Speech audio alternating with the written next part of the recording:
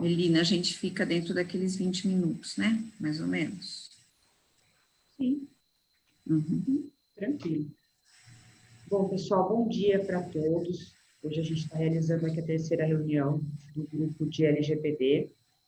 Hoje a doutora Carolina e a doutora Lisa vão abordar dois assuntos importantes relacionados à questão da lei, tá? Eu gostaria de sugerir que, caso vocês tenham perguntas, que vocês mandem no chat, porque para a gente ficar mais organizado na hora de mandar passar para os palestrantes, né? Se alguém não souber aonde que é o chat, vocês descem com o mouse para lá, quase na barra de rolagem do computador, tem um balãozinho escrito chat, e aí é só escrever lá, tá, gente? Só digitar, dá para escolher mandar individual ou mandar para todo mundo, não tem problema. Bom, então, eu vou começar com a apresentação da doutora Carolina. Você quer começar a falar ou já posso abrir o material, Carol? Pode abrir, por favor, Melina. Tá, então eu vou compartilhar a tela com vocês. Só um minutinho, gente.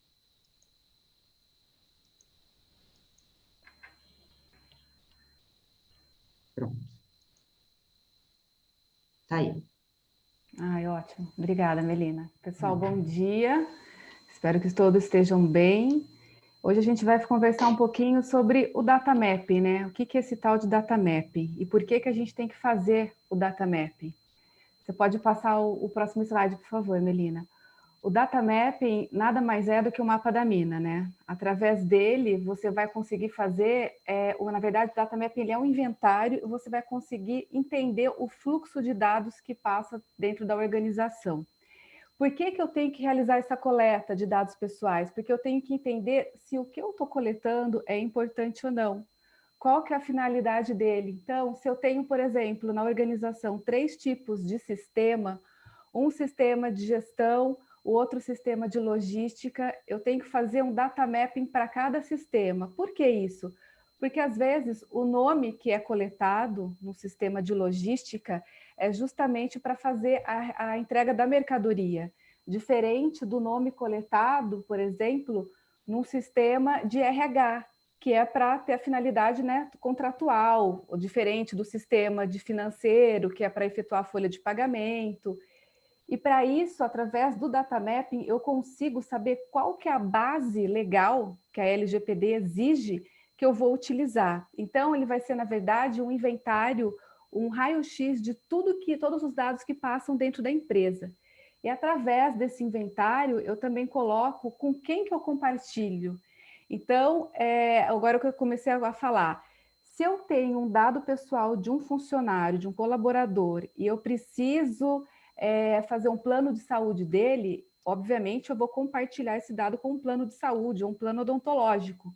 Então, eu preciso colocar isso no data map, que o dado X foi coletado com a base tal, com a finalidade X e compartilhado com a empresa tal.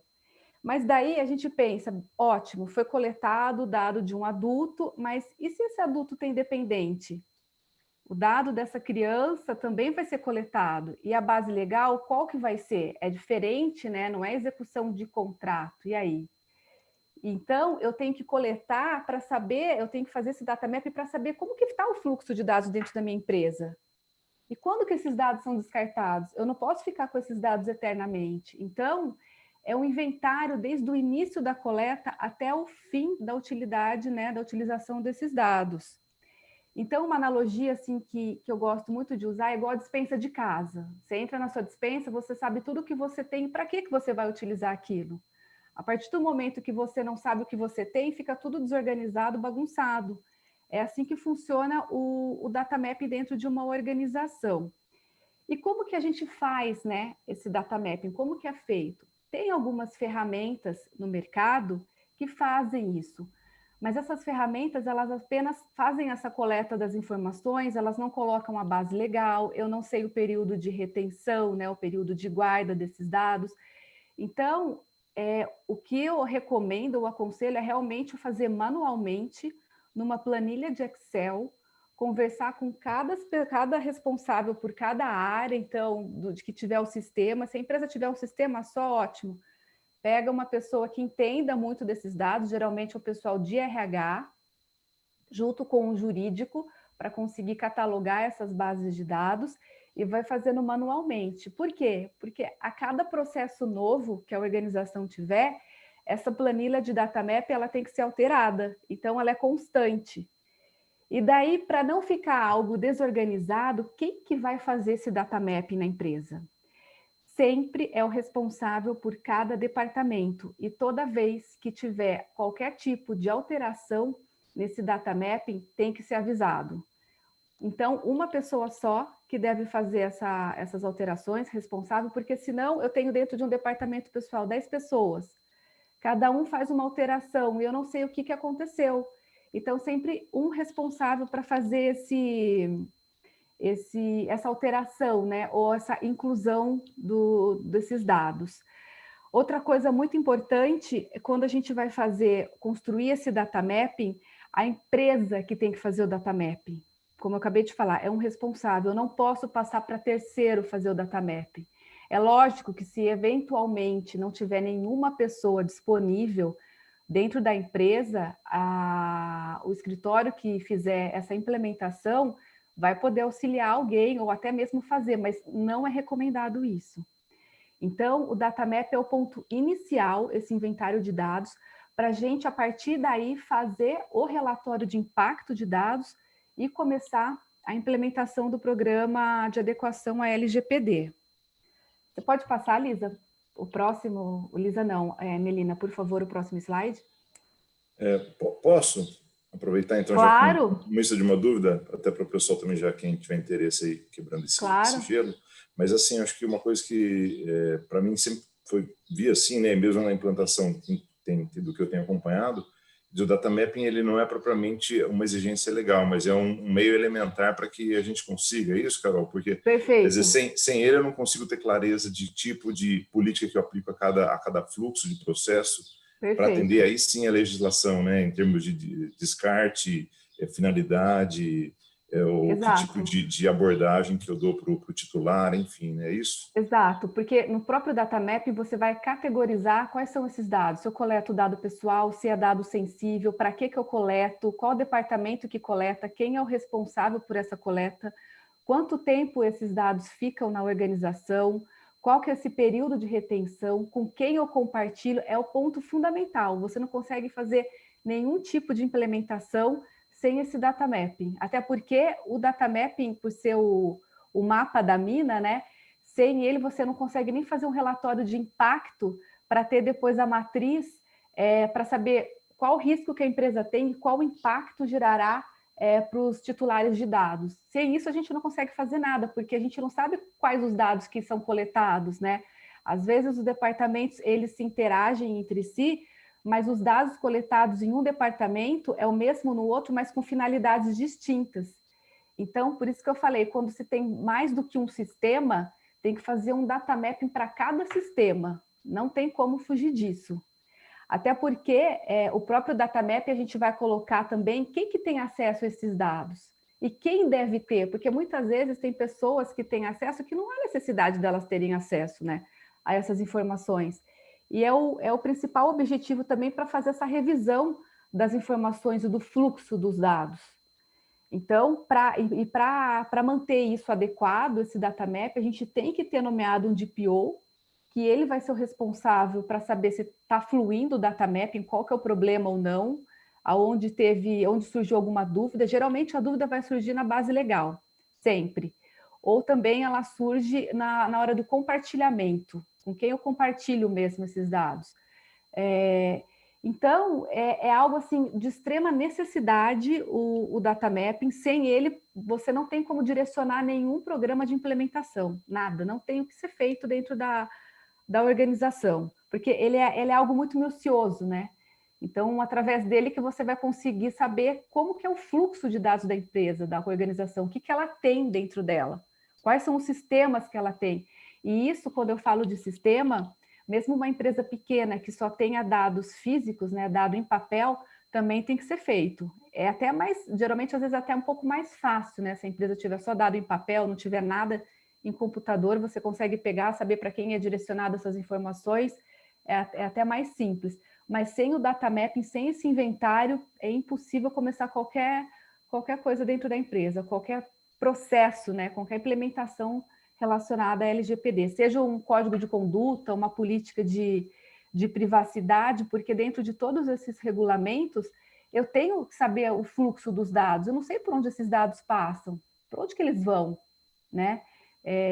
Qual o período de retenção desses dados? Eu tenho esses dados ou não? Até porque, quando eu tiver esse data mapping preenchido e surgir lá na frente uma solicitação de algum titular de dados, através desse data mapping eu consigo localizar onde que está esse dado? A nome? Bom, o nome está ligado a tal sistema, para tal funcionalidade. Então, eu já consigo ir ali para passar essas informações adequadas para o titular de dados. E o próximo slide, terminando, Melina, por favor, é o que a gente comentou agora, né? A clareza no fluxo dos dados, porque os dados ele tem um ciclo de vida. Então, ele começa com a coleta, ele tem a retenção, eu processo esses dados, o que eu vou fazer com a base legal deles, né? Para que eu vou utilizar, o compartilhamento e a eliminação desses dados, porque esses dados eles não podem ficar na organização de forma eterna, né? Ele tem que ser eliminado a partir do momento em que ocorrer a finalidade for alcançada. Então, o data map nada mais é, pessoal, do que uma mineração do sistema a sistema de todos os dados que a organização coleta. Então, é extremamente essencial isso. E daí a gente pensa assim, né? Mas como que eu faço essa planilha? Que vai constar nessa planilha de data map?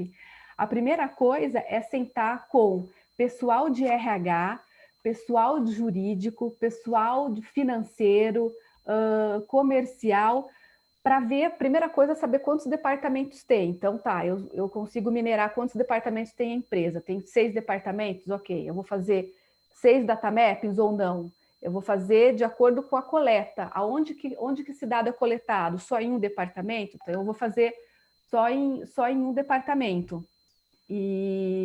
Então, quem que é o responsável por esse data mapping? Eu tenho que colocar também isso na minha planilha. Quem é o responsável?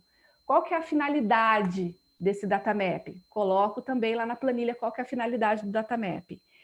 Qual que é a entrada desse dado, né? Por onde que ele veio? Quem que é essa pessoa? Ela é um candidato? Ela é um funcionário? Ela é ex-funcionário? Tudo isso eu tenho que elencar no data mapping. Qual que é a categoria desse dado? É um dado pessoal? É um dado sigiloso? É um dado sensível? É um dado crítico, né? Que é considerado os dados bancários? Qual que é a forma que eu armazeno esses dados? O que a gente fala quando é forma? É in natura? É o próprio nome da pessoa? Esse dado ele está com racha, ele está rachado, ele está protegido, ele está criptografado, ele está anonimizado. Então, tudo isso eu tenho que colocar. E qual local? Onde que está esse dado? Ele está no computador de X, na pasta Y, no drive tal, ou ele está no dispositivo móvel X, eu tenho que constar tudo isso. O tempo de guarda dele, sei lá, 3 anos, por que eu tenho que ter esses 3 anos? Daí entra a conversa entre todos os departamentos para entender o tempo de guarda desses dados dentro da organização. Por que eu preciso ter esse tempo? Aí a gente tem que respeitar. A doutora Elisa vai falar, acho que mais para frente, né? Sobre o prazo prescricional trabalhista, com relação a direito civil também, né? As responsabilidades, tudo isso tem que ser elencado. Com relação ao acesso, quem tem acesso dentro da empresa, fora da empresa, alguém tem acesso a essas informações, o compartilhamento, com quem eu vou compartilhar esses dados, a base legal e algum outro tipo de observação. Então, o data mapping é isso, é o inventário dos dados, é o que acontece com esses dados dentro da empresa, mas de forma mais prática, mais visual, dentro de uma planilha.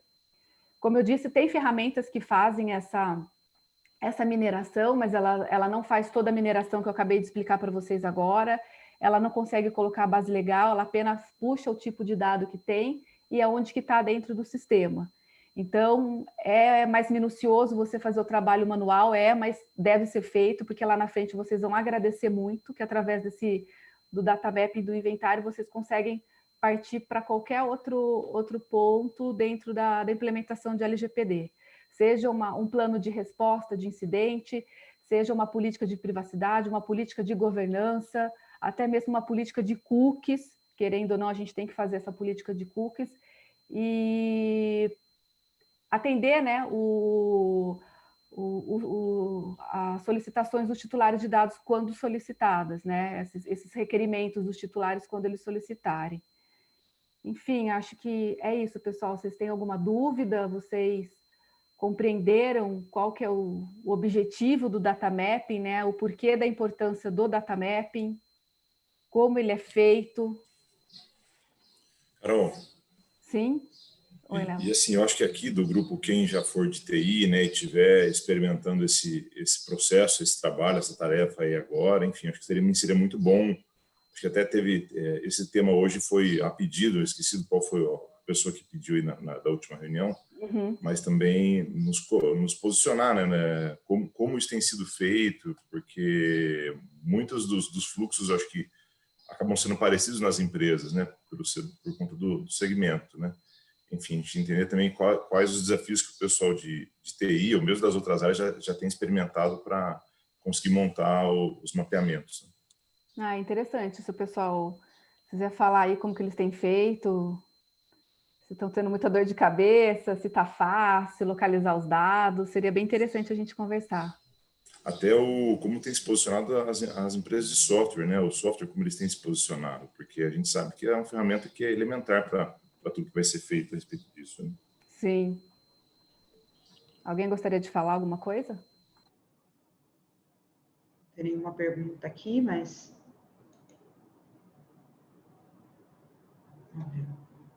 Não?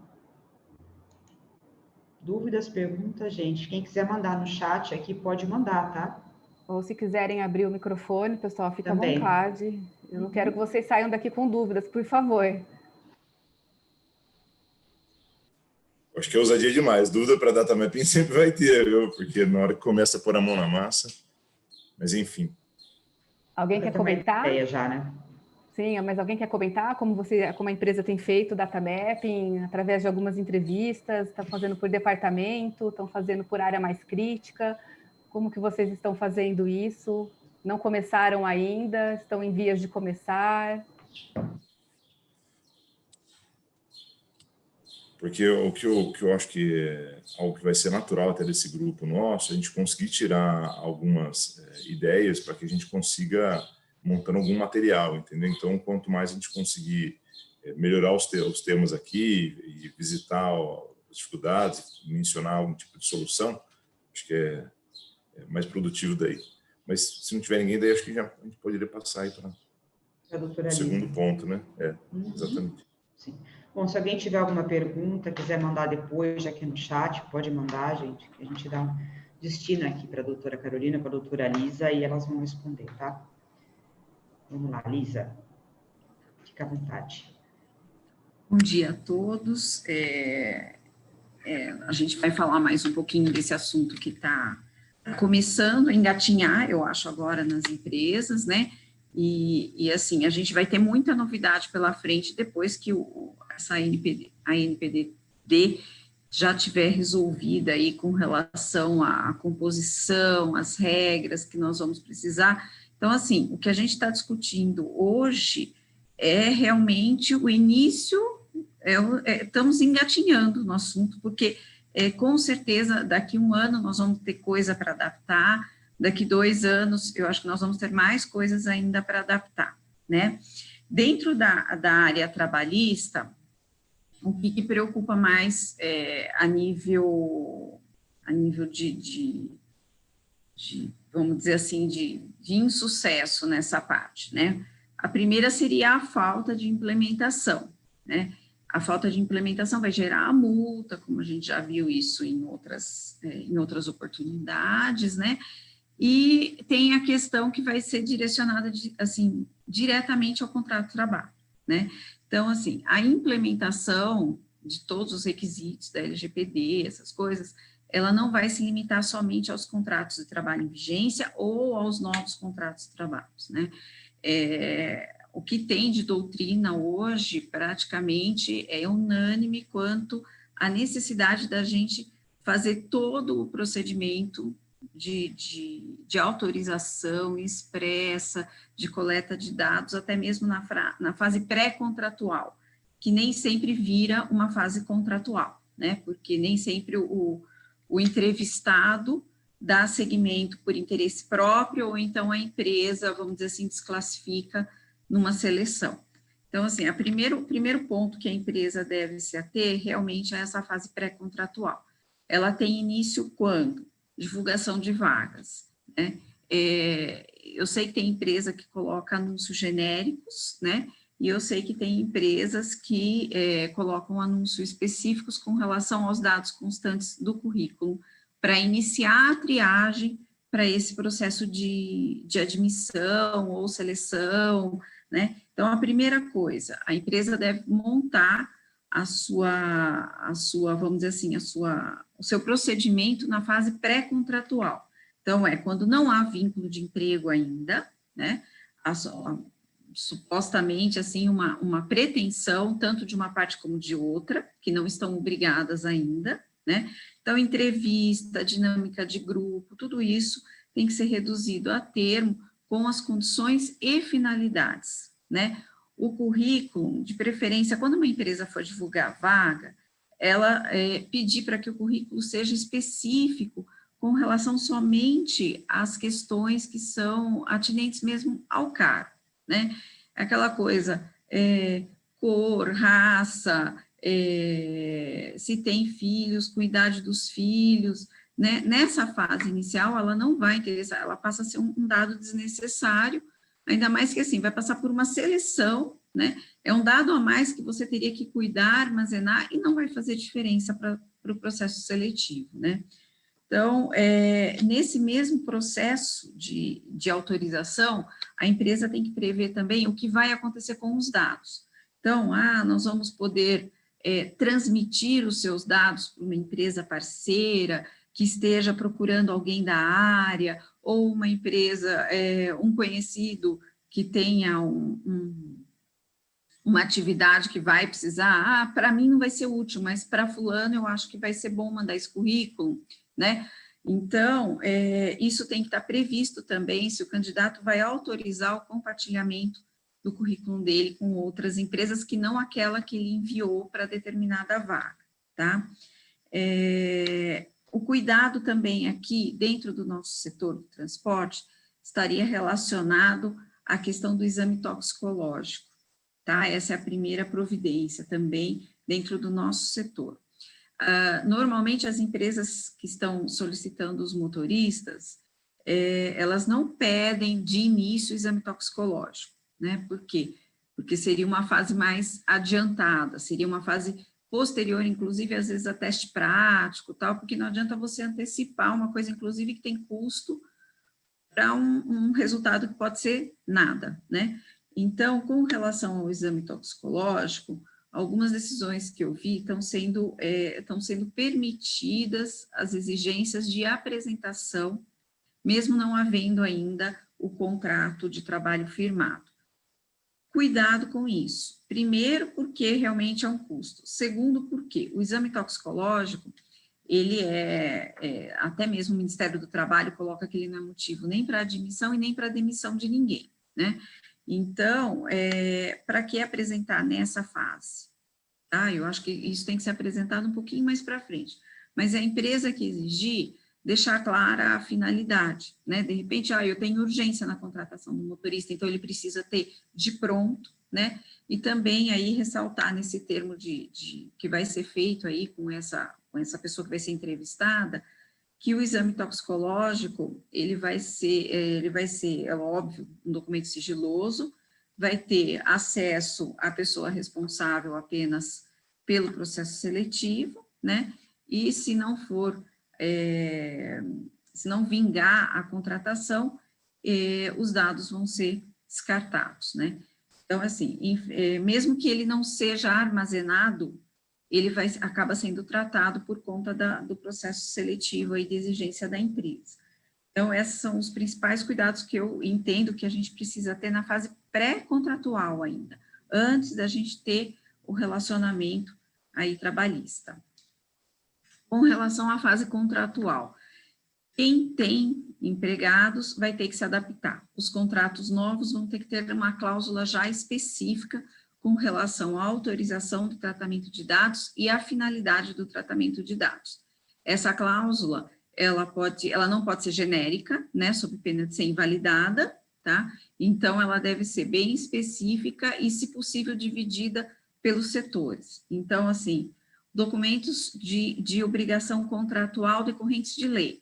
Então, eu preciso do PIS, eu preciso do nome da mãe da pessoa para cadastrá-la, né? Porque tem um nome, homônimos, tem situações que realmente são dados um pouquinho a mais que vão distinguir essa pessoa de uma outra aí no mercado, que às vezes não tem ligação nenhuma com o que está sendo tratado.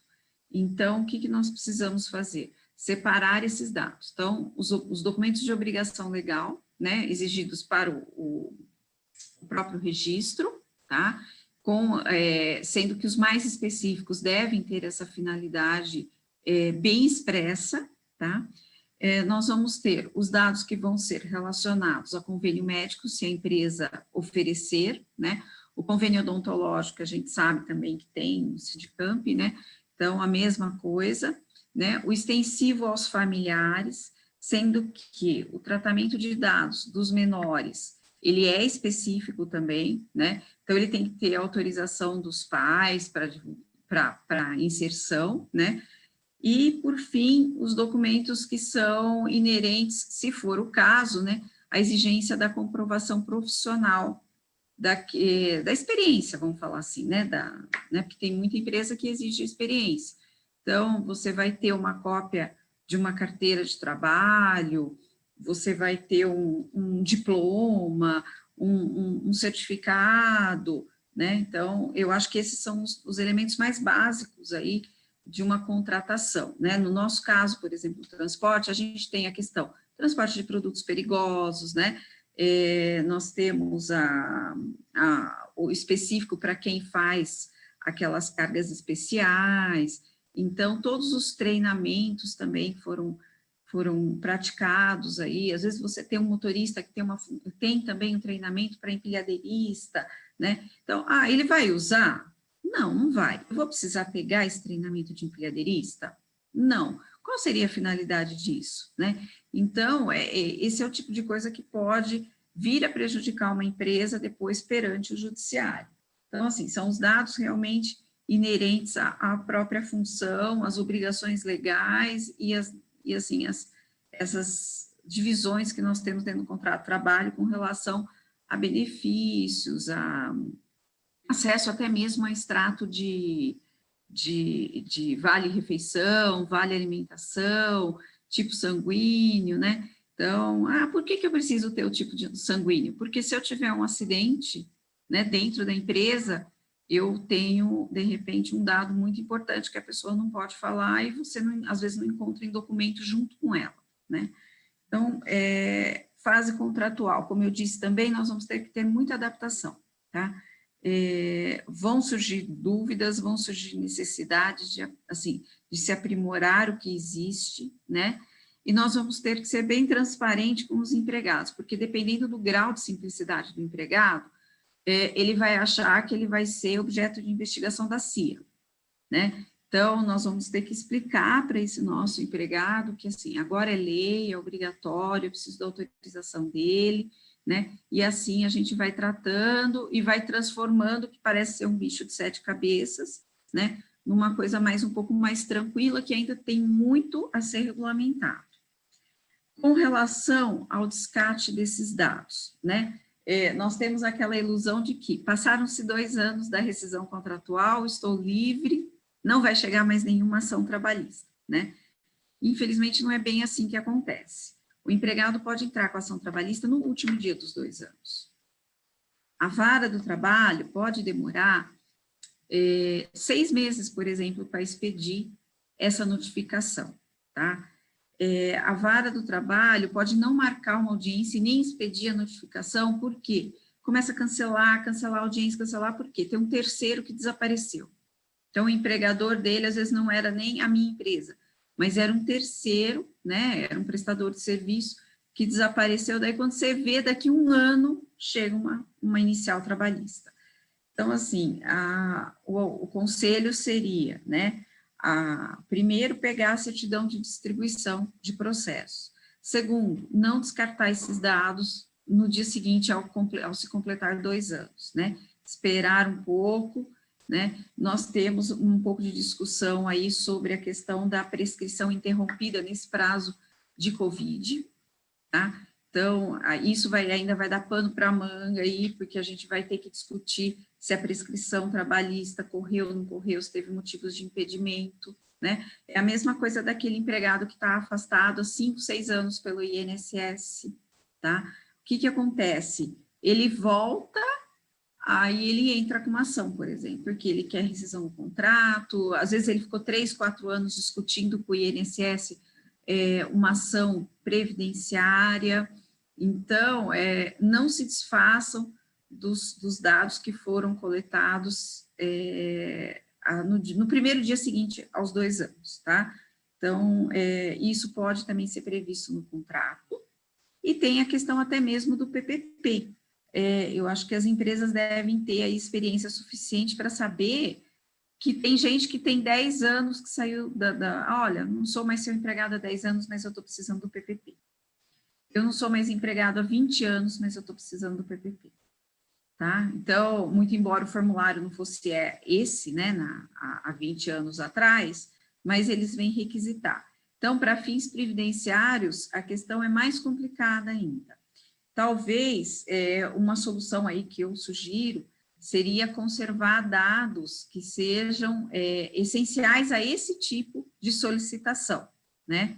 Então, as empresas vão ter aí PPRA, PCMSO, LTCAT armazenados? Vão, tá? Não vão se descartar porque passaram 10 anos daquele contrato, então vamos descartar os PPPs. Talvez seja interessante guardar, tá? Porque não decorre somente da solicitação do empregado, decorre também, às vezes, de ações na Justiça Federal, que o empregado está tentando aí se aposentar, então precisa também preservar esses documentos, tá? Existem regras de direito previdenciário também para reavaliação de aposentadoria, então tem gente que depois de 4, 5 anos de aposentadoria também entram com ação pedindo revisão, tá? E tem a questão aí também, algumas questões de direito civil que podem surgir, tá? Por exemplo, acidentes que o seu motorista praticou, se envolveu num acidente, a gente sabe que o prazo prescricional de ação indenizatória na Justiça Civil é de 10 anos, né? Então, no termo que foi firmado com esse empregado, é lógico, você não vai exigir isso de um profissional que está dentro do seu escritório, né? Mas de motorista, né, por conta dessa ação, desse prazo prescricional, talvez seja interessante também prever o armazenamento de alguns dados por mais alguns anos, tá? Eu espero também que a autoridade nacional venha regulamentar essa parte, né, assim que ela for composta e passar essa fase de audiência pública, isso tudo, e eu acho que isso pode ser discutido em audiência pública também, para a gente poder ter uma maior segurança até onde a gente vai precisar armazenar esses dados, né? Inclusive, para a aposentadoria, a gente tem a questão da remuneração do empregado, então, isso é muito importante, tá bom? Na fase demissional, na fase de dispensa desse empregado, né, que é essa que eu acabei entrando aí, falando um pouquinho do prazo de 2 anos, o vínculo rompido não pode exigir que todos os dados sejam apagados, decorre de obrigação legal, tá? Tem a questão também ainda da Caixa Econômica Federal, gestor do Fundo de Garantia, exigir alguma coisa da empresa, então também é mais um motivo para você preservar dados, tá? Então, no termo de, vamos dizer, ou na entrevista de desligamento, ou as empresas que costumam fazer termo de desligamento que não se resuma a um aviso prévio só, né, vai ter que acrescentar essa parte aí do que vai acontecer com os dados da pessoa pelos próximos, pelo menos, aí 3 anos, que é um prazo que eu sugiro como razoável por conta até, como eu disse, da prescrição nesse período de Covid, tá? Por questões de até mesmo administrativas da Justiça do Trabalho, por questões previdenciárias e por questões de aposentadorias e outras ações fora aí do nosso cotidiano. Não é muito comum, mas pode acontecer, tá? Então, para quem já tem um contrato, agora vai ter que ser feita uma revisão, como eu disse, com as cláusulas específicas, e para os novos contratos, esse aditivo pode ser embutido aí de uma forma bem específica, nada genérico, para ter as autorizações necessárias para os cumprimentos aí de ordem legal, para ter os dados do seu empregado, né? E assim vai. Uma vez eu tive um caso que eu não me lembro, faz tanto tempo que eu não me lembro exatamente o que foi, mas o que salvou a história foram os dados da carteira de reservista do funcionário, tá? Então, assim, é uma coisa inusitada. Eu mesmo falaria, para que nós vamos usar hoje uma carteira de reservista, né? Mas ela está sendo, às vezes, pode ser que... Mas foi assim, uma situação em 25 anos. Eu acho muito anômala, né? Outra situação que eu tive e que eu acho importante a gente discutir aqui é a atuação do Ministério Público também. O Ministério Público, no final das contas, ele vai ser um fiscal e ele vai trabalhar aí junto com a autoridade nacional, tanto que tem a indicação, né, de um representante do Ministério Público. E, assim, o Ministério Público, ele é atuante, né, principalmente nessas causas, então, eu acho que as empresas vão passar por fiscalização, tá? Tenho aí por mim que microempresas, empresas de pequeno porte vão ter certo tratamento diferenciado, né, quando for aprovada as nossas diretrizes aí, dentro dessas necessidades complexas que não dá para atingir, desde da empresa que tem um empregado até a empresa que tem 500, 800 empregados, né?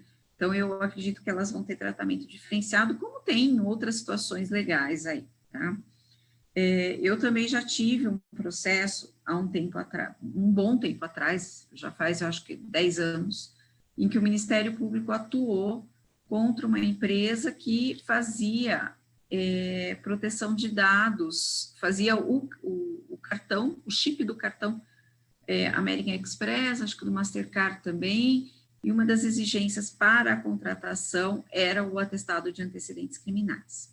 Aqui também isso se aplica muito na nossa área por causa daquela questão do seguro, da gerenciadora de risco, que eu vou tratar mais para frente. Então, o Ministério Público falou que isso não podia ser exigido, tá?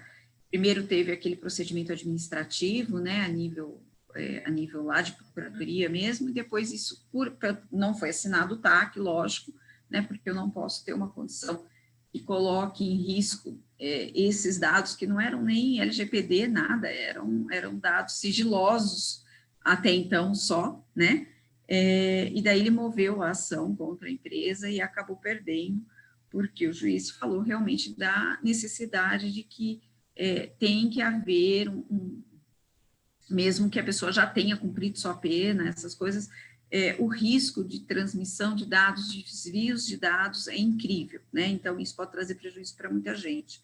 Eu não sei se vocês estão acompanhando também, agora nós estamos tendo, assim, uma sessão de ataques.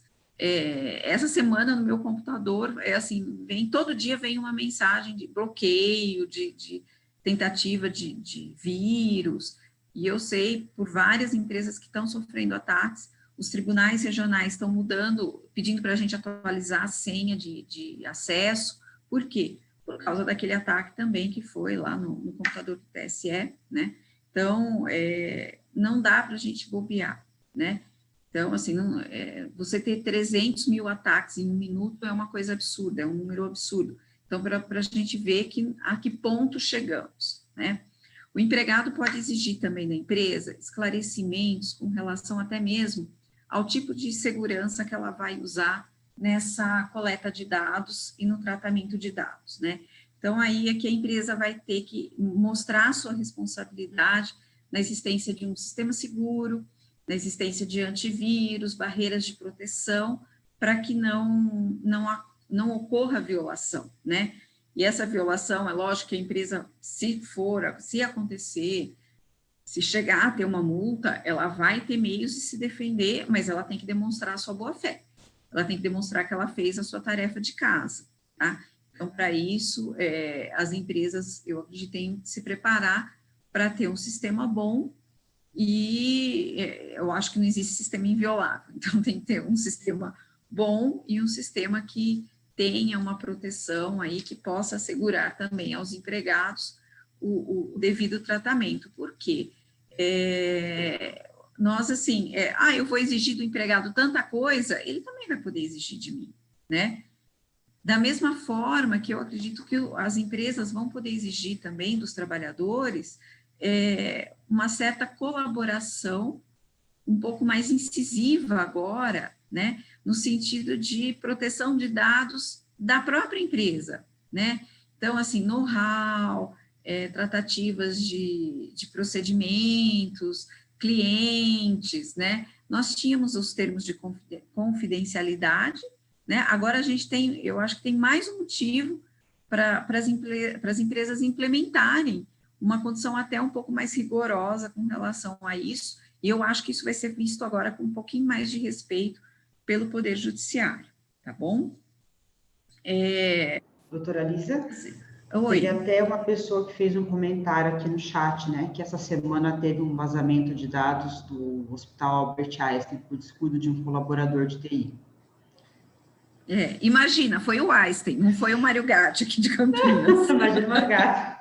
Imagina o Mário Gatti, o que não vai acontecer. Entendeu? Então, assim, imagina, né, lembra aquela vez também, quem que é? Foi a da Dilma também, né, que eles vazaram fotos também, né, se não me engano. Então, assim, hoje, com a LGPD, o Einstein numa dessa está perdido. Então, assim, você tem que ter uma composição, né, que a gente vai falar também mais para frente, em termos de controladores, operadores, aí, muito forte dentro da empresa, porque você não pode ter um descuido a esse nível, né? Então, assim, o presidente da República se interna lá, vazam as fotos dele, vazam não sei o quê, isso não é, né? Nós vimos antes de ontem também, teve um pessoal da funerária que tirou foto com o corpo do Maradona, né? O cara foi demitido por justa causa, lógico, né? Mas, assim, são dados. Essa semana também, o que aconteceu, semana passada, aliás, o que aconteceu, a ficha criminal do João Alberto lá, que foi aquela pessoa que foi morta lá naquela tortura lá dentro do Carrefour, também vazou. Então, assim, o governo do estado do Rio Grande do Sul já está atrás de quais foram os acessos. Então, tem como identificar os acessos. Quem são as pessoas que fizeram esse acesso a essa ficha criminal depois da ocorrência toda lá dentro do Carrefour, né? E a família já falou, ela vai mover uma ação de indenização contra o Carrefour e contra a empresa de segurança, por motivos óbvios que a gente já sabe, pedir dano moral, dano material, e vão mover uma ação contra o estado do Rio Grande do Sul pelo vazamento de dados, né? Então, é mais um problema, né? Então, assim, esse pessoal de TI, às vezes, se acha meio acima do limite do bem e do mal. Então, eu acho que esse pessoal de TI vai precisar de um treinamento um pouquinho mais rígido para essas questões, porque aparece, uma hora ou outra aparece, e assim, ter um vazamento no Albert Einstein, ter um vazamento de dados públicos, isso não é aceitável, né? A LGPD já veio para coibir esse abuso de troca de dados, de venda de dados, né? Então, até precisa ver essa questão da OAB, até que ponto a OAB tinha segurança absoluta sobre seus arquivos, porque é um tal de chegar mala direta para advogado, até mesmo em época de eleição, que é um absurdo, né? Então, nós tivemos uma evolução muito grande, né? Antes era só, assim, a preocupação do empregador questão de direito de imagem, né? Então, eu vou precisar fazer um folder para minha empresa. Quem são os colaboradores que vão querer participar da imagem publicitária? Né? Teve empresa que fez sem autorização, levou ação, entendeu? Eu tive um cliente que fez uma revista para distribuir no pedágio. Então, assim, isso na época foi complicado, mas foi uma novidade. Então, assim, a preocupação antes era assim, imagem, políticas de compliance, né? Algumas autorizações por causa do exame toxicológico, né?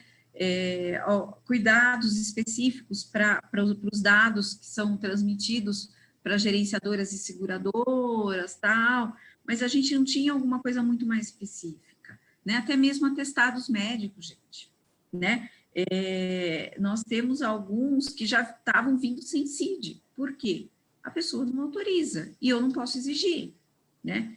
É difícil isso porque eu, de repente, posso estar com um problema que o trabalho está agravando, né? Então, a LGPD, num certo ponto de vista, ela veio nos ajudar bastante, porque com esse tratamento de dados, né? E assim, eu acho que as empresas vão ter que fazer uma política dessa parte, e como fizeram política de álcool e drogas, que eu tanto defendi aí no Sidcamp, vamos fazer uma política da LGPD também, para quê? Para evitar essas situações e tentar conscientizar as pessoas que a falta de um CID não é porque ele tem direito de omitir, mas porque eu posso estar prejudicando essa pessoa sem saber, né? A gente não sabe, às vezes, que nível está a doença, né? Às vezes ela acha que trabalhar é melhor do que ficar em casa. Então, tem uma série de implicações aí que a gente precisa conscientizar aí os colaboradores da empresa para depois colocar aí numa política de LGPD, tal como política de álcool e drogas, e tentar desenvolver isso a nível mais seguro para não ter essas ações depois na Justiça do Trabalho e falar, olha, eu não sabia, os atestados médicos vinham sem CID. Ele te apresenta um atestado a cada, uma vez por mês, pelo menos, e você não desconfia de nada, né?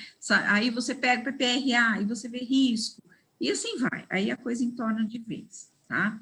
Então, eu acho que a gente precisa aí ter essa política para poder, assim, caminhar mais tranquilamente com a LGPD, tá? Teve um comentário aqui também do Tiago, que ele falou que a equipe de TI tem acesso full a informações, que é um ambiente extremamente delicado.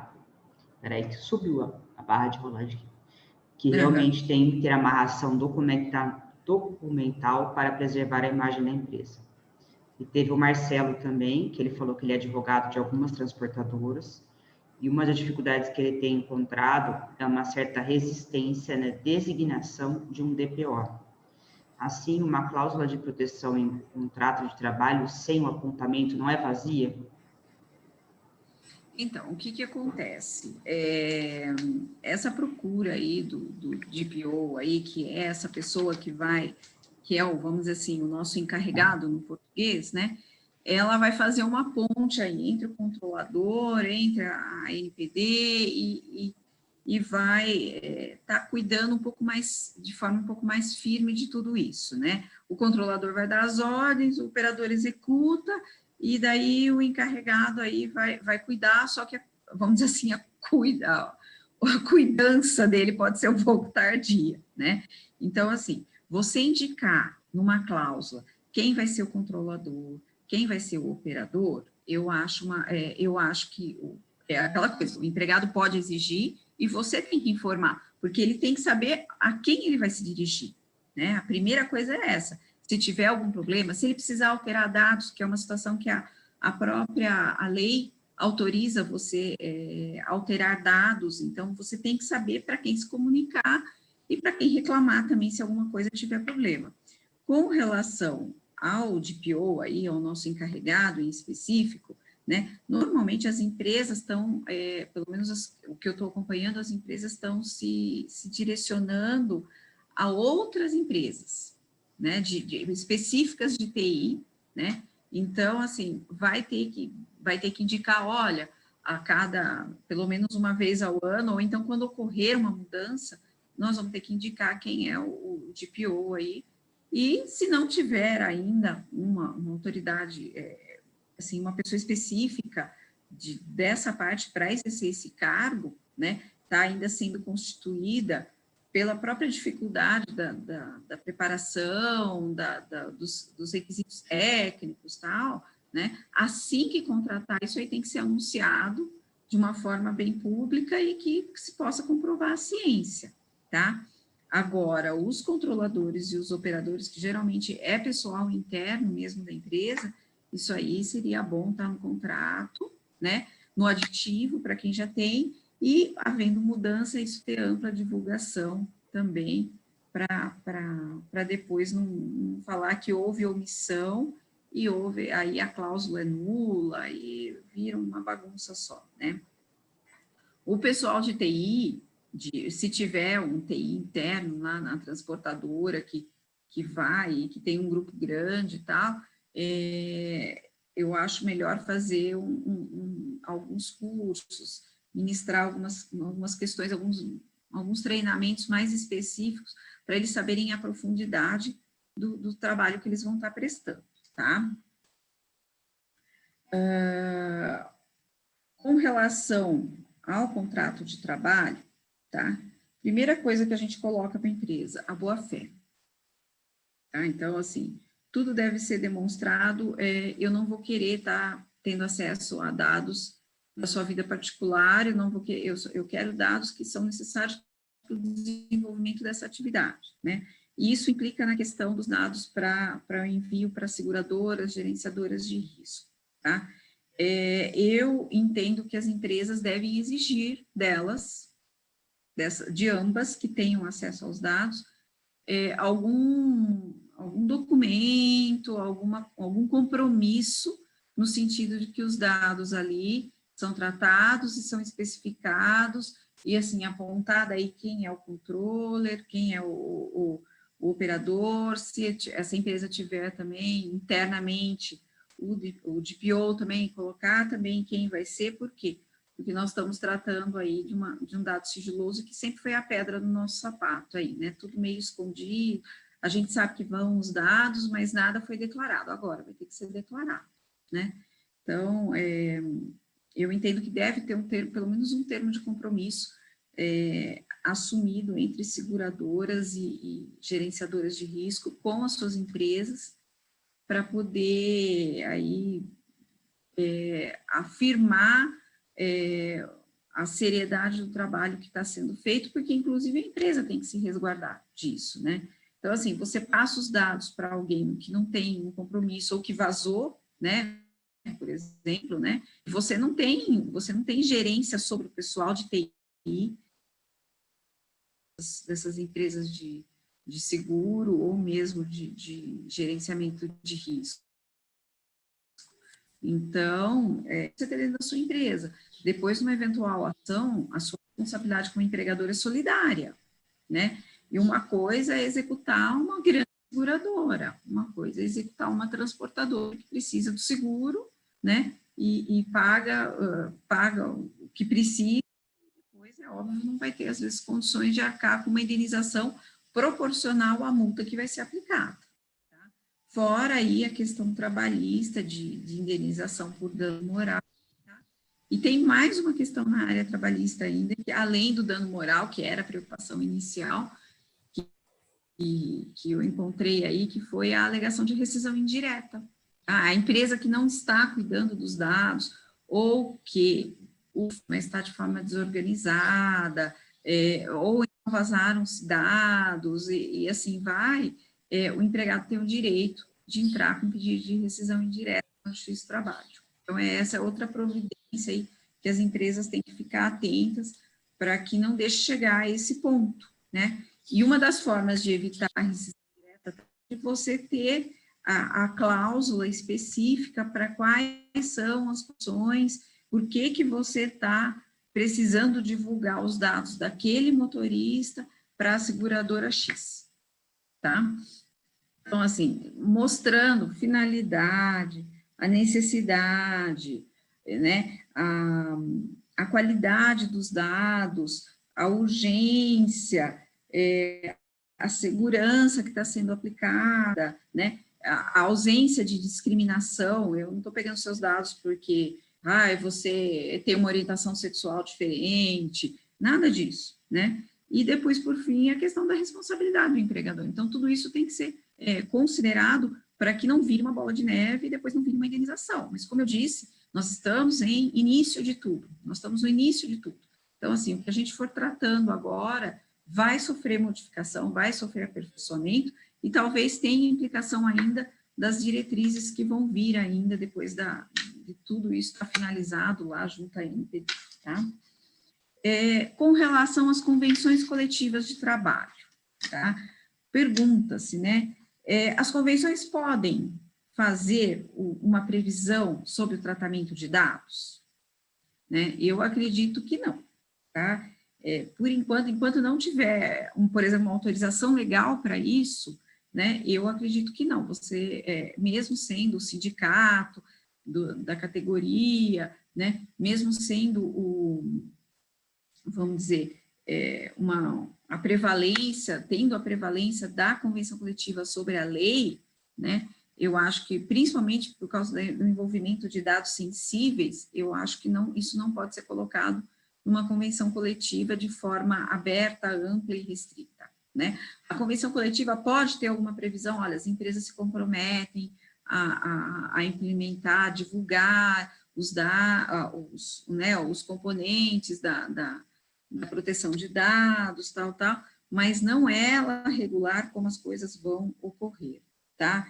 E, assim, repetir o que está na lei não tem problema nenhum na convenção coletiva, mas não é ela regrar aspectos sensíveis, tal, né? Por exemplo, eu tenho uma convenção coletiva de Americana, né?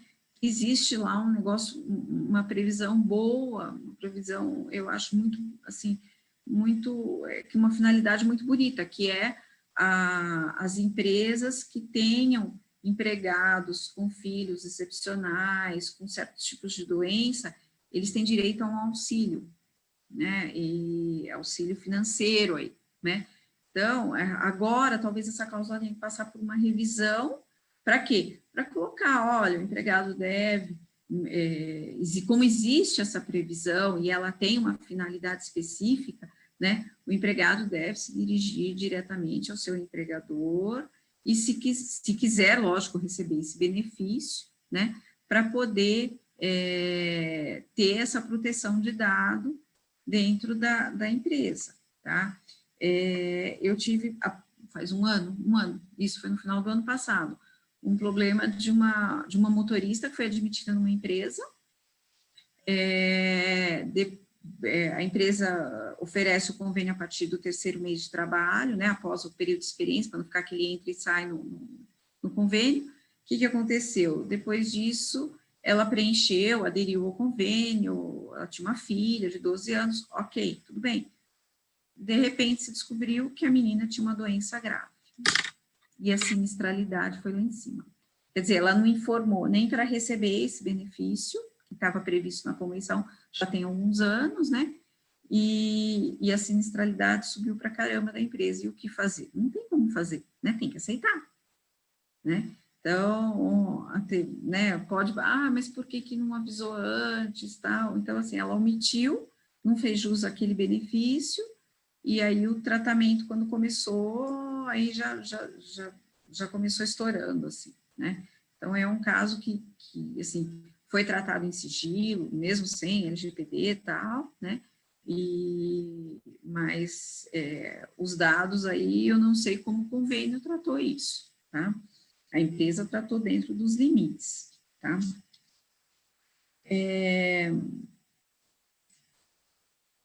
Por fim, né, para finalizar aí a exposição também, porque senão todo mundo vai ficar cansado e vai faltar tempo para as perguntas, né? Lembre-se sempre que, assim, tudo que significar vantagem econômica vai gerar um dano.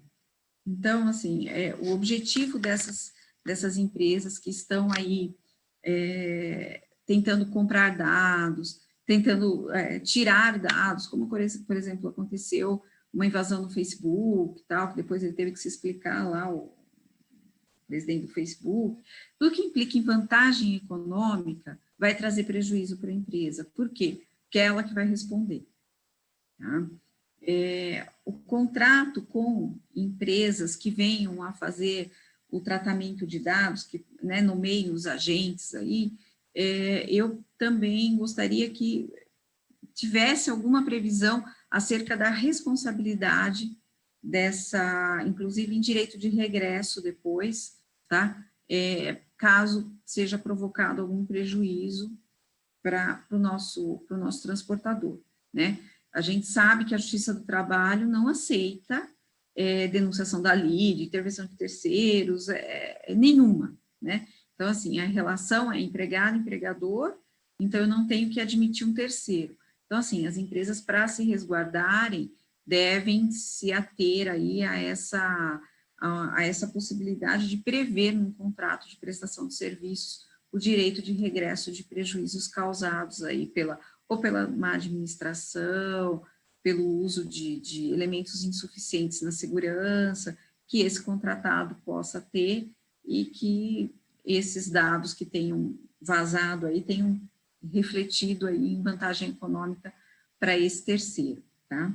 Então, essa é uma preocupação. Pense sempre nisso, né? A divulgação de dados não pode, de forma alguma, trazer vantagem econômica para o empregador. A divulgação de dados aí, ela está restrita realmente a cumprimento de obrigação legal, preservação de saúde, segurança e medicina do trabalho. Então, assim, nós estamos dentro de um aspecto bem restrito, por enquanto, tá? Então, assim, basicamente é isso que eu gostaria de falar, né? Qualquer alteração que vocês tenham, ou assim que saírem as diretrizes, façam as alterações que serão necessárias nos contratos, nos aditivos que já tinham sido feitos. Então, fiquem bastante atentos a toda essa participação aí que vai ter, a essas audiências públicas que ainda vão ser designadas. Quem puder participar dessas audiências públicas, representando o setor, também seria importante, como foi feito na lei do motorista, como foi feito no marco regulatório do transporte, e assim vai, tá bom? Era isso que, assim, eu pretendia passar em termos iniciais aí de contrato de trabalho, né? E a necessidade aí de vocês tomarem uma providência um pouco mais rápida com relação à autorização, consentimento expresso, específico, finalidade, indicação das pessoas que vão ser responsáveis pelo tratamento dentro de cada um dentro da sua empresa, tá bom? Muito obrigada. Doutora Lisa, tem mais uma pergunta aqui que o Marcelo fez, foi a seguinte: empresas nas quais não há setorização, ou seja, funcionários de diferentes áreas dividem o mesmo ambiente, e neste local tem fluxos entre diversas áreas, como o trânsito de diversos dados pessoais e sensíveis. Como estabelecer uma política de proteção? É aquela política de proteção igual a gente começou do zero com a política de álcool e drogas, né? Vamos lá. Primeiro, eu acho, primeira coisa, atribuir as pessoas responsáveis. Primeira coisa, quem serão as pessoas responsáveis, né? Então, eu sei que às vezes aquela coisa, trabalha todo mundo junto, um fala alto, outro escuta, telefone, nossa, fulano está internado com AIDS, descobriu AIDS, não sei o quê, né? Então, tudo isso tem que ser visto com muita cautela, tá? Então, primeira coisa, definir, vai ter que fazer uma mudança, não vai ter jeito, não vai dar para, assim, para esse trânsito ser restrito, como era até agora, né? Apesar da boa-fé das pessoas, eu acho que o Marcelo nunca tenha se deparado com alguma situação específica de má-fé, né? Mas isso preocupa realmente. Então, a primeira coisa, estabelecer as pessoas responsáveis e estabelecer as regras. Olha, a partir de hoje nós temos a LGPD, já está em vigência, nós não podemos brincar, né? E não é só a questão do risco com relação ao nosso empregado, é o risco com relação a fiscalizações externas, né? As multas administrativas. Então, não é para pensar só dentro da Justiça do Trabalho, é para pensar a nível administrativo. Então, eu acho que a primeira coisa a ser feita é isso, né? Designar pessoas, explicar o motivo, os fundamentos, e depois colocar as regras que a gente vai ter dentro da empresa, tá? Então, não é todo mundo mais que vai ter acesso a todas as informações, porque não adianta, não vai ser um serviço secreto, mas também não dá para ser do jeito que é, tá bom? E depois eu acho que fazer o que a doutora Carolina estava colocando lá do data mapping lá, né, é a fase seguinte de implementação já, porque já faz parte desse processo, né? Então, mas assim, talvez seja bom conscientizar primeiro para depois implementar, para não parecer que é uma coisa, e agora virou dados do FBI, entendeu? Então, a primeira coisa é essa e vamos caminhando. Posso? Olá. Bom, parabéns, Elisa, mais uma vez você consegue ser abrangente e ser detalhista ao mesmo tempo, então, exposição claríssima, agradeço. E eu acho que o ponto é justamente esse, né? A forma como as empresas consigam começar a dar o seu passo, né? De, como a Elisa estava falando, quer dizer, começar a designar responsáveis, né? Porque ela contou aí episódios em que, suponho, se a empresa tiver demonstração, evidência, de que ela já está evoluindo, está implementando, né, um cronograma, equipes responsáveis, fluxos internos sendo revistos, né, a figura do encarregado, nomeado, a política sendo elaborada, tudo isso, imagino que são coisas que seriam levadas em conta num eventual pedido, inclusive, aí, judicial relativo a como ela colocou, pedidos de indenização, ou mesmo o titular que está requisitando algum esclarecimento a respeito de dados dele, que às vezes a empresa, no dia de hoje, ainda não consegue ter isso mapeado e rastreável, né? E essa situação do viés das autoridades, né, da multa, eu sempre fui me preocupando muito com as pontas, né? Ou seja, de um lado, para quem eu passo, esse meu fornecedor de serviço, então ela colocou algumas situações, e não é só a gerenciadora, a gente tem a situação da rotina do escritório contábil, né? Eles estão malucos, porque não eles atendem os clientes, e cada cliente também, a gente, muitas vezes, a empresa, como cliente, impõe uma rotina para o escritório contábil, que ele não gostaria que fosse, ele vai ter que começar também a educar o cliente dele. Enfim, tem um efeito em cadeia aí que a gente vai começar a participar, né? Então, essa situação de clausulados que a gente começa, ou vai ter de exigir dos nossos fornecedores, para quem a gente passa as informações de que eles, como eles tratam, vai acontecer conosco também, né? Ou seja, os clientes nossos vão começar a pedir também. Então, por isso que esse movimento, né? Se a empresa começa a dar os primeiros passos, a evidência de isso está sendo feito, certamente até um cliente que vem nos pedir uma auditoria, isso vai ser levado em conta, né?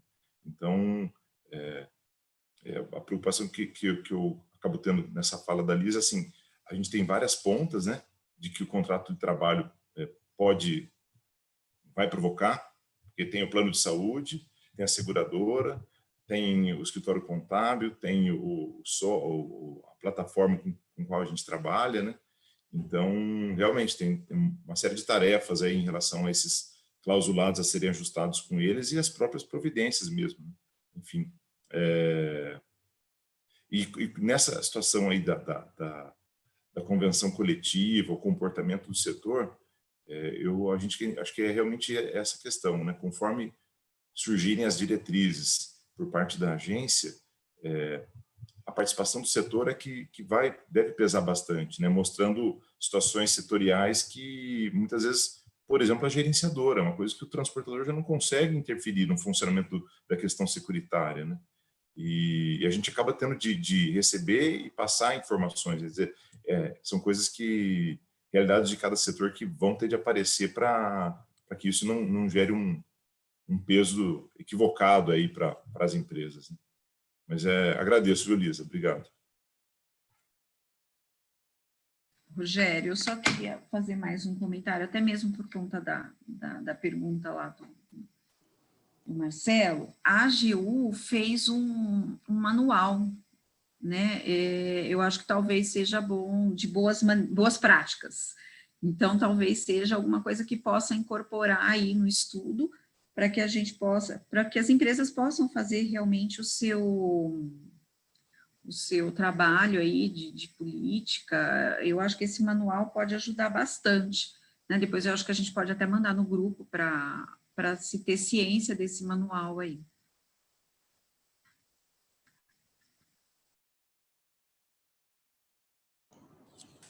Muito bom. Vou até pegar aqui, acho que eu já tinha o link aqui, vou passar. Acho que alguém já passou aqui, ó. Brandão passou. Ah, não, esse aqui é da própria ANPD, da NPD. Ele mandou uma dúvida, né? Ele falou que no portal da NPD já vi que existem violações com base na LGPD. De fato, já estão multando? Multando não, a Carol pode falar melhor, mas multando não estão. A questão de violação, Não. elas estão correndo certamente todo dia, bastante. E tem a questão ainda de que tem a parte orientativa também, né? Então, tem vamos falar assim, essa primeira fase, né? Mas a multa realmente é só o ano que vem. Posso falar, gente? Com relação à multa, foi aplicada já, mas não com base em si na LGPD, né? Mas com base na responsabilidade civil. Tem um caso muito interessante da Cirela, que ela foi multada, acho que em R$10 mil por infração. O que ela fazia? As pessoas iam até o estande de vendas, compravam um imóvel e depois de algum tempo esses clientes recebiam sem autorização inúmeros telefonemas, e-mails de empresas de iluminação, de decoração, de piso. Por quê? Porque a Cirela compartilhou os dados pessoais desses clientes com essas outras prestadoras de serviço sem o consentimento dos clientes. Então, teve a multa, mas não com relação à sanção administrativa da LGPD, mas sim na responsabilidade civil, até mesmo por danos morais, né? Por exposição desses dados pessoais. Carol, mas é multa vindo da agência? Desculpa, não entendi. Não, o juiz multou, não da agência, multa de responsabilidade civil mesmo, mas eles entenderam que era um compartilhamento de dados pessoais sem autorização, né? Não atenderam aos princípios, porque em si os princípios da LGPD já estão vigentes. O que não está é a aplicação das multas administrativas, né? Legal. Da questão que a Lisa comentou da fase pré-contratual, até um relato de experiência que a gente viveu, acho que é um negócio legal, porque realmente essa questão de empresas que acabam tendo muitas portas de entrada de currículos, né? Quer dizer, é um problema que a empresa começa a tratar ou coletar por portas que ela nem conhece, né? E não importa quem está recebendo, se está recebendo em nome da empresa. O que a gente experimentou do próprio escritório, que a gente é da área de serviço também, né? Mas é uma conscientização do pessoal para que não recebesse mais nada. Então, quando recebesse currículos, amigos, colegas, enfim, algo assim, que o pessoal apontasse qual é o canal exclusivo nosso. E o site a gente definiu aquilo que seriam os 5 ou 3 itens, não importa, que seria o inicial para começar um processo seletivo. Então, a pessoa, quando vai entrar lá, ela é esclarecida de como funciona a política, até tempo de descarte, finalidade. Coloca apenas aquelas informações essenciais, dizendo que quando houver o processo seletivo em que aquilo tenha adequação, aquilo vai ser considerado para daí sim receber, quando for numa segunda fase, currículos. A gente teve um ganho de eficiência de tempo, que era de processo seletivo, porque quando você recebe currículos, alguém tem que ficar lendo aquilo lá, então é um tempo absurdo que se perde, às vezes tem 200 currículos, quando seriam só 10, e daqueles 10, 5 que adequavam aqueles requisitos que eram os relevantes. Então, é necessária a leitura. E porque essa informação que vai para o site, ela é simplíssima, isso de lá sai um Excel, quer dizer, a gente consegue tabular aquilo que a gente quer, filtra. Então, de repente, dos 300 currículos, a gente só quer aqueles 15, então a conversa começa desses 15 diante, a gente não recebe nenhuma informação desnecessária, né? E a política avisa também o tempo de descarte, né? Quer dizer, a pessoa já está ciente, a gente já está adequado nesse ponto, ou seja, às vezes alguma coisa que se faz com um custo muito baixo, na verdade o ganho para a empresa é quase imediato, com adequação à lei e, enfim, então, coisas nesse sentido, né?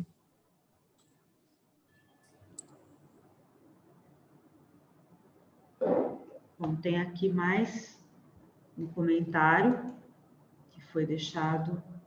A Carol escreveu aqui, né? A Carol já deixou aqui que o Carrefour da França foi multado, a violação dos direitos, colocação em cookies automáticos, guarda de dados inativos, dificultar o exercício dos direitos dos titulares, não atendeu às solicitações do titular de dados pessoais e transmissão de dados pessoais em desconformidade à GDPR. Obrigada, Carol. Bom, gente, mais alguma pergunta, mais alguma dúvida do pessoal que está aqui? Não?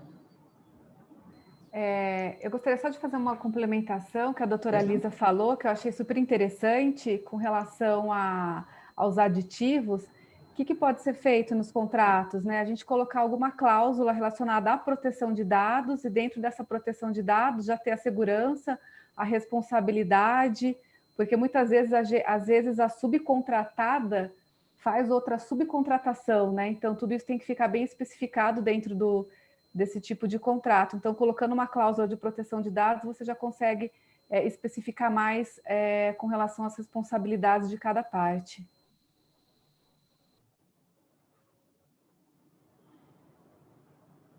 Gente, mais alguma coisa?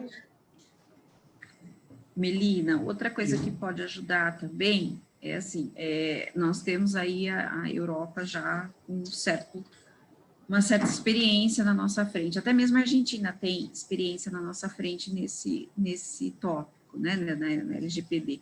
Então, assim, outra coisa que pode ajudar, além do manual de boas práticas, seria dar uma olhadinha dentro do que a gente conseguir aí de material da área trabalhista mesmo, inclusive até para formar essa dificuldade toda da política, que vai ser interna, para ver no que eles estão um pouco na frente. É lógico, a legislação de lá é diferente, né? Mas a nossa LGPD está muito próxima, né? Digo legislação trabalhista, né? É diferente, mas tem coisas em comum também. Então, talvez possa se aproveitar consultando alguma coisa de países europeus aí, e até mesmo da Argentina, para ver se compõe essa política aí, para ver quais são os requisitos para tentar implementar o mais rápido possível aí, tá? É uma forma de você, como você não tem jurisprudência no Brasil, assim, vamos falar, né, a nível trabalhista mesmo, que está começando agora, a saída aí seria a gente buscar as decisões aí em termos de Inglaterra, Itália, né, a França mesmo, e aproveitar alguma coisa que a gente consiga aí para trazer para cá, porque eles já estão bem na nossa frente. Legal, Liz, eu acho que é uma dica importante, né? Afinal, quando você aprende, o doutor Rogério já colocou aí, guia de boas práticas, quando você aprende com quem já está um passo à frente, né? Com quem já implantou, já teve a oportunidade, inclusive, de verificar os erros, né, dessa própria implantação, então facilita muito o caminho da gente aqui do Brasil que vai estar fazendo isso, né? Bom, pessoal, mais alguma pergunta, mais alguma dúvida? Não? Doutora Carolina, Rogério, doutora Lisa, tranquilos? Tá. Então, eu vou agradecer. O Brandão falou que vê que ainda tem muitas pessoas com dificuldade de entender a existência da LGPD, que ele recomenda o documentário O Dilema das Redes, da Netflix, para entender o valor dos dados e a necessidade da LGPD, GDPR, para regular a manipulação de informações pessoais por empresas. Muito boa dica. Eu acho que o Netflix tem abordado mesmo essa questão e a gente tem que aproveitar o conteúdo já, bastante gente assina. E, pessoal, então a gente está aqui dentro da nossa programação, que a reunião seria de 1 hora e meia, né? Então, são 10 para as 11, a gente vai encerrar agora. Eu provavelmente vou deixar essa reunião salva no YouTube, mas com link restrito, só para quem faz parte do grupo poder assistir, tá? Agradeço a participação de vocês. Se alguém tiver alguma dúvida que não tenha sido esclarecida aqui na reunião, entre em contato com a gente do Sindicamp, que a gente fala com os advogados nossos e repassa isso para eles, tá bom, gente? Muito obrigada, viu? Um ótimo dia, um ótimo final de semana para todos. Tchau, tchau.